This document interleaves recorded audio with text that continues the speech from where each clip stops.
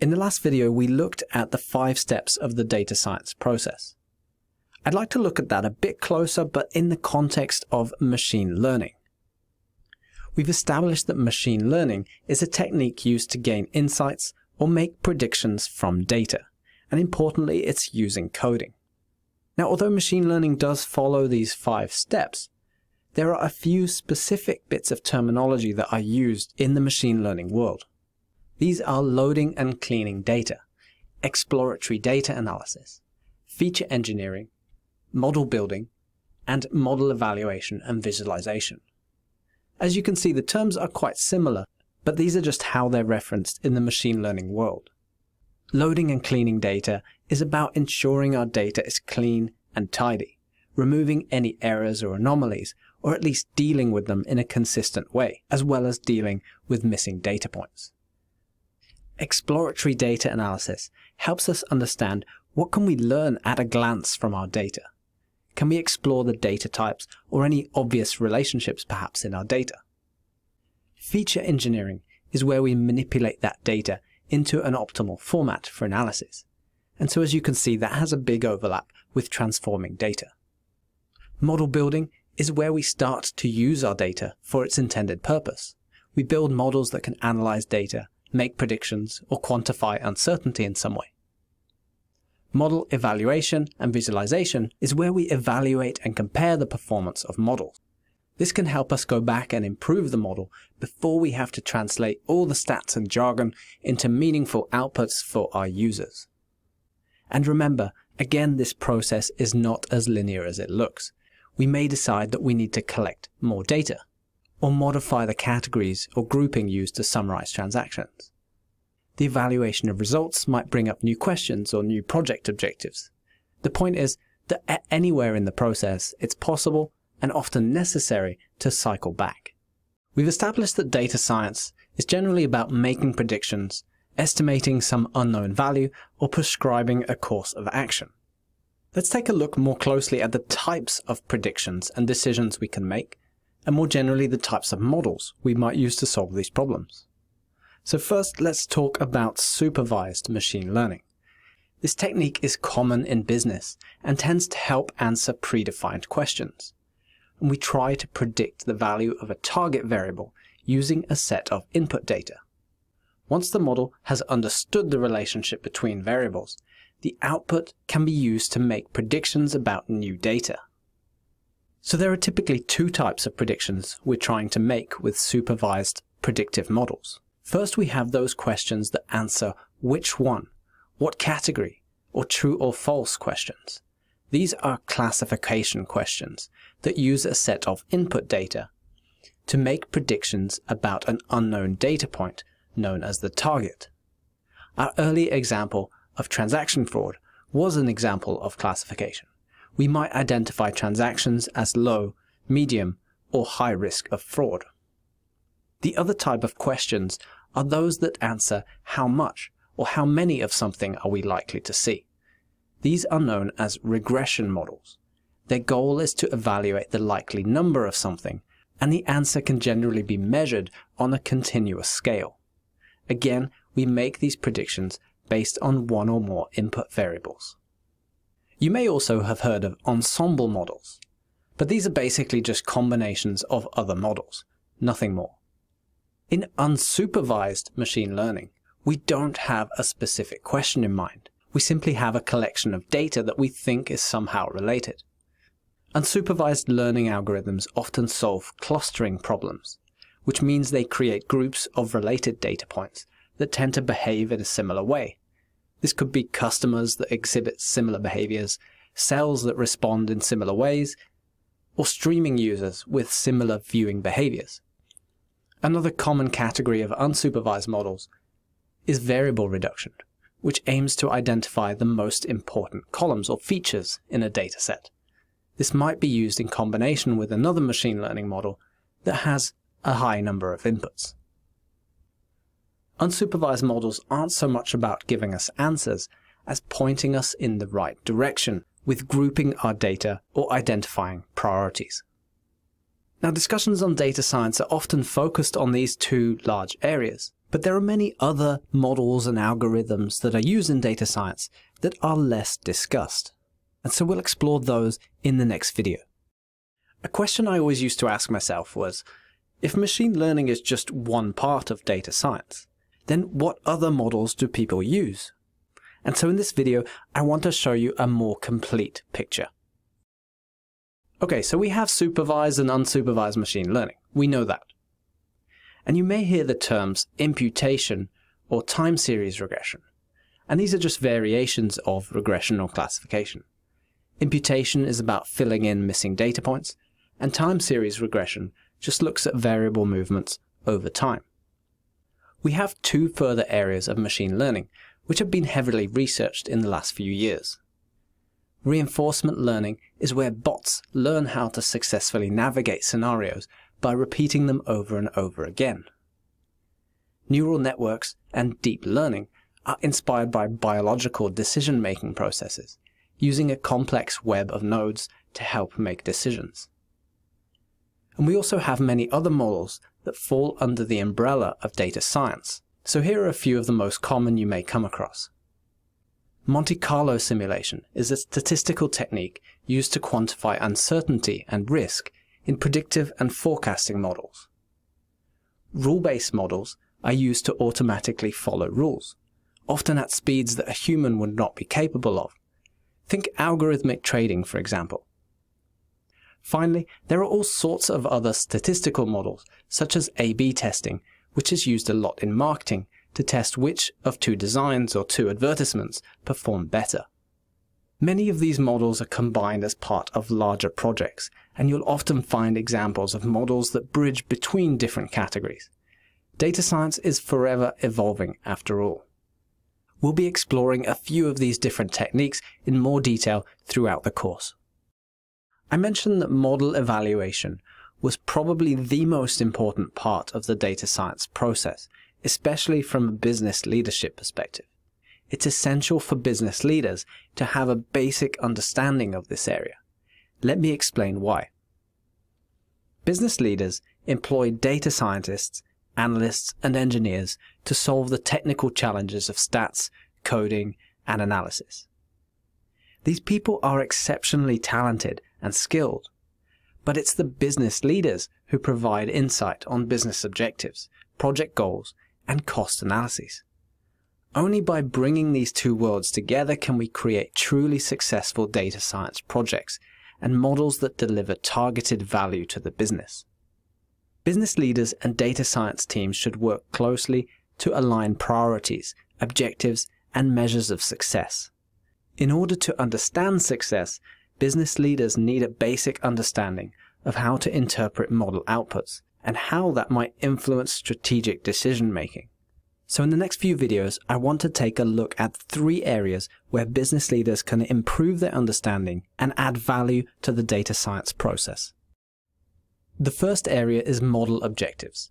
This helps us to answer why are we building this model and what outcome are we targeting. This is particularly relevant when our models are making predictions that categorize data. In essence, we have to be clear on what outcome we're targeting and what types of errors we most want to avoid. For example, with our fraudulent transactions, we're trying to identify the most likely fraud using transaction data. But we should ask ourselves, why? Are we trying to reduce the workload on our human investigators? Are we trying to meet a regulated level of fraud detection? Or are we trying to fulfill an ambitious claim by our marketing team about the robustness of our fraud detection? All of these might affect at what level of certainty we classify a transaction as fraud. By setting the threshold too low, we'll likely catch most of the fraud, but we risk having a lot of false alarms that create a lot of unnecessary work for the team. Conversely, if we set the level too high, we'll have a lot less false alarms, but we might miss some less obvious fraud. Either way, we can't make a decision until we know exactly what we're trying to achieve. Similarly, a nut processing company might have an automated nut filtering system that scans nuts with a laser. Again, there are multiple possible objectives. Are there minimum quality standards enforced by the law? Or perhaps the quality we're willing to accept is dependent on our crop.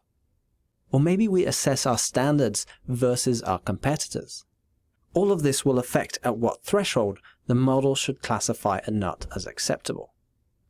Generally, poor quality nuts have high shell damage, and high quality nuts have low shell damage. But there are exceptions, so where should we place the cutoff? Set the threshold too high, and we absolutely ensure the standards of quality. But then we also reduce the pool of nuts that can be sold. This might add additional time and cost before fulfilling orders. Conversely, setting the threshold too low may give us a bigger pool of nuts to sell, but may risk damaging the company reputation with lower quality nuts. So analysts need a very clear understanding of why analysis is being done. To answer these questions, the business needs to quantify and understand the cost of false alarms, of processes, of decisions, and the benefits of correct identification. Business leaders need to understand that almost no data science model can be 100% accurate, in the same way that it's practically impossible to travel at the speed of light. As our speed increases and we get closer and closer to that speed, the energy required to go 1 mile an hour faster increases exponentially. Similarly, as we chase higher and higher accuracy from our models, the higher the marginal cost of time and resources needed to achieve it. So business leaders have a decision to make. How good is good enough? Business knowledge helps teams and leaders balance results with resources. What is the cost of doing this process manually without any automated system? What is the dollar cost of improving this process? How much does our data science team cost the business per month? And does the data science team even have the resources to complete all these projects effectively? Understanding the answers to these questions will help us better allocate resources. Instead of allocating all resources to a single project, chasing unattainable perfection, perhaps those resources could be better assigned to 3 projects that each improve a business process by 15%. We can only calculate the right balance by working together. So business leaders should work closely with data science teams and business experts to ensure expectations, objectives, and resources are aligned. Once business leaders and data scientists are aligned on goals, priorities, and measures of success, we can build our model. But a finished model isn't always a good model. Success metrics help us understand how well our models may perform in the real world, and whether they'll meet objectives or expectations. Let's take a look at some examples. Throughout the COVID-19 pandemic, many of us have become familiar with terms like false positives and false negatives. So let's use those terms to discuss another common example: email spam detection. If a spam detector predicts an email is positive, i.e. it is spam, when in fact the email is not spam, the prediction is a false positive, or a false alarm. This will result in the email going unread in the user's junk mail, which is obviously not a good outcome. To avoid this scenario, the spam detector may predict more negatives, but now the user often finds junk in their inbox. So what is the right balance? Well, only customer feedback can tell us. Each business scenario requires a unique balance of results. Spam detection or costly machining shutdowns both suffer when we identify too many false alarms. But disease detection, for example, generally tries to avoid false negatives. Better be safe than sorry. On the regression side, when we're predicting how many of something we might expect, we're generally interested in 2 things: the relationship and the fit. Our relationship tells us that for every 1 degree of temperature, we're likely to sell an additional 20 barbecues. But our fit asks, does this relationship really explain all the variation in our data? Perhaps there are additional factors at play, like the weekday, that might impact the result. We'll explore some metrics later on that help us consider these questions. In summary, whether you're an analyst, a data scientist, or a business leader, you must understand the basics of model evaluation. This will help you establish and challenge your teams to create models that meet realistic and appropriate performance goals. Okay, so we've looked at 3 examples why basic knowledge of model evaluation is essential for productive collaboration. Model objectives make sure we're aligned on what we're trying to achieve. Model limitations help us know when to stop and how to distribute resources. And finally, model evaluation metrics help us agree on the implications of our predictions and whether they meet our objectives. Let's take a moment to consider the tools used in the world of data science. You'll notice that each tool has evolved for a specific purpose, and also that a number of these tools are shared with the world of business intelligence. So again, let's use the data science process to see where these tools fit in. First, we have ETL and data transformation tools, mostly SQL. SQL is used to extract data from databases, and it allows us to query, filter, and transform our data. Next, we have coding for data analysis, and for this, we typically are using Python or R. These are the 2 most widely used coding languages in data science. Python tends to be favored as a more generally applicable coding language, but R is popular for those focused on statistical analyses. Data visualization tools such as Tableau, Power BI, and many others are used to visualize model outputs with clear and engaging charts. They're helpful to simplify complex analyses into clear stories and outcomes that drive decision-making. Now obviously, if the outcomes of a project are fairly simple, you wouldn't necessarily need to go into a data visualization tool. You may do that natively in Python or whatever other app or website is being used to render the results of your analysis.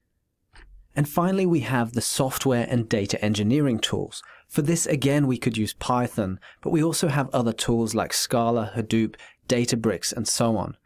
And so these are the tools that allow all of these more technical roles to turn analysis into apps, websites, and interfaces. The tools allow engineers to connect to real-time data feeds that allow businesses then to see predictive analysis in real time or to implement automated decision-making. So as you can see, it is true that data science is far more coding heavy than business intelligence, and these are the key tools that will help you get there. Now that we've done tools, let's look at the roles in data science. Data science roles can be highly specialized, or they might be very general. So with that in mind, it's always important to read the job description to see exactly what the company is after. Again, let's map the roles onto the same data science process. And since we're talking data science, let's start with the data scientist. Data scientists are more focused on the coding for the actual analyses. They're proficient in advanced statistical methods, which is used to create analysis and predictions from data. Their coding, as we said, tends to focus on analyzing the data itself. Next up, we have a machine learning engineer, and the difference here is that the coding they're doing is more focused on software and data engineering. They're integrating the analysis and predictive models into real-world systems, apps, or websites. They're linking models with automated data feeds, and they'll probably know several coding languages and have a highly technical skill set. Next up, we have the data analyst, which is still focusing on the analysis that we're all familiar with, but in a less technical sense than maybe a data scientist. They're sourcing data, creating formulas and data models. They understand the business well, and they're searching for insights in data, and they may be working closely with the data scientist. A data visualization specialist might work with either of these roles to turn their insights into meaningful visuals. And for this, their communication skills are essential. Now, before any of this analysis is done, we have to think about where exactly this data comes from, who designs the databases, and the structure of how we capture that data. And that was down to the data architect. So they create the data strategy, which includes how, where, when, and what data is stored. We then need someone to act as a bridge between those databases and data sources and the inputs that we need for our project. And that's where a data engineer or SQL developer comes in. This is one of the more technical roles in BI or data science. The data engineer understands the database and ensures data quality and availability, making sure that analysts and data science have what they need to do their job. Finally, if you see the term database admin or DBA, this role acts as a caretaker or a gatekeeper for a database. They're responsible for the security, access, changes, and performance in that system. So in any data science team, you're likely to see a combination of these different roles. I've tried to define them quite neatly into buckets here, but you'll find that the boundaries between each are a little more grey. Like I said, check the job description and make sure you know exactly what the company is after. So now you know how to define terms like data science and machine learning. But what about artificial intelligence? Isn't that the same thing? Well, not really, though you will often see the terms used interchangeably. Machine learning is the process by which computers learn from data and make inferences or predictions. That's what we've seen so far. Artificial intelligence is when a computer replicates human thinking or abilities. So machine learning really is a subset of artificial intelligence. Artificial intelligence is capable of not only machine learning, but many other tasks. And so artificial intelligence is a much broader subject. Let's take a look at 3 examples.